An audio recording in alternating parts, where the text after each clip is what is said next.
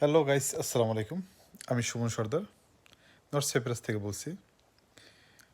একটি নতুন ভিডিও নিয়ে আসছি। ইদানিং ইউটিউবে, ফেসবুকে অথবা টিকটকে নর্থ সাইপ্রাসে কিছু ভাইরা লাইক, ভিউ, কমেন্টের আশায় অনেক পোস্ট দিচ্ছে বা কথা বলছে। নর্থ সাইপ্রাসে আসতে হলে আপনার সার্টিফিকেট লাগবে, ভাষা শেখা লাগবে, কাজের সার্টিফিকেট লাগবে, এই ধরনের অনেক কথা বলে আসলে। এবং ভিসা খুলছে, এগুলো সত্যতা কতখানি আমি জানি না। যদি কেউ এগুলো সত্যতা নিয়ে কথা বলে তাহলে আমি বলবো ডকুমেন্ট দেখান। এবং সত্য কথা বলতে, আপনি যে কাজে আসবেন সেই কাজের একটা কাগজ লাগবে, ওই কাজের অভিজ্ঞতা আপনার আছে কি না, এটা বাস্তব। আর ভাষা শেখার ক্ষেত্রে আপনি যদি এই দেশে ভাষাটা শিখে আসেন, এটা আপনার জন্য প্লাস পয়েন্ট।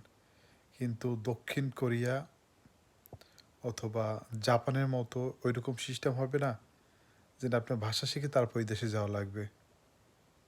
এরকম এদেশে কোনো সিস্টেম নাই, এখনও শুনি নাই। এটা সম্পূর্ণ মিথ্যা কথা। সবাই ভালো থাকবেন, দোয়া রাখবেন। আল্লাহ হাফেজ।